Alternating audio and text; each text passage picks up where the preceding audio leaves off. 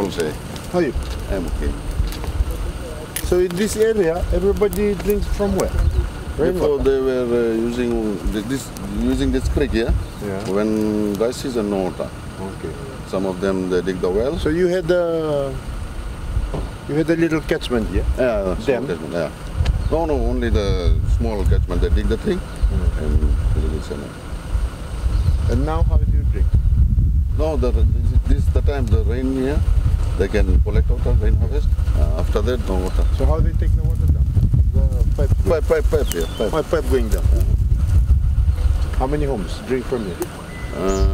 Before, about 22 households. Then we want to include Nasealevu village too. By the sea? Yeah, those people also need water. Who's the guy living there? All Fijian men, what's his name? Apanito. Yeah, Apanito, that's right. Apanito. It will be more better for all of us. Eh? Yeah. When the survey group came, they have surveyed only this much here in the Indian guys here. But I and we from the office have discussed with them, and we want to include those people too. How does Apanito drink? They use the well. They use the well. When the dry season, they have to struggle. Sometimes they have to call the water authority to supply from the lorry. And Vudivutu village, where do they get their water? They have one big catchment there. This morning we visited 3 borehole sites, boreholes that have been drilled by a Mineral Resources Department. It's in the area of Macuata, close to Vudivutu in the District of Nadogo.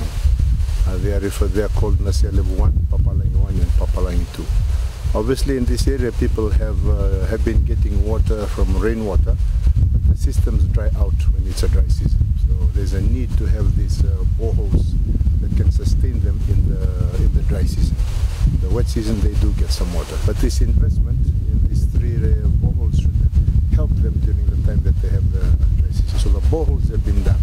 Our next challenge now is to make sure that we can do the budget, so find the funding to get the reticulation done.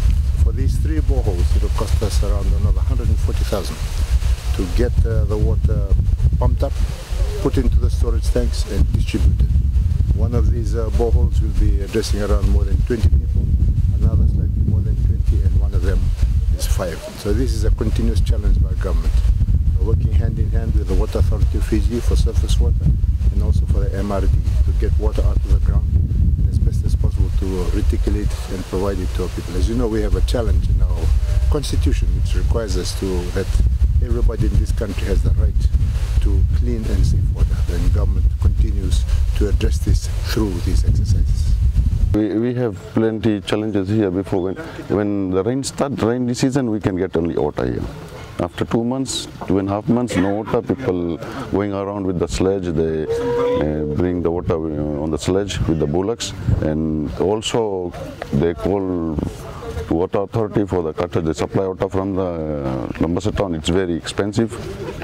To us, our government has to supply the water. I'm happy with my whole community people that Mineral Resources has done the drilling job, and these people are happy to receive water after some while. I want to thank our Honorable Minister who has already supported us, and we are looking forward that we can get water as soon as possible. We are thankful with my community people. He has done plenty things for us, just like the road problem was before, and the water supply EFL problems, they are solving slowly. We can get, I am already thinking about that our government can help us, as Fiji First government is most helpful government. With our minister, I'm thanking our minister, Honorable Minister, Mr. Benny Murama.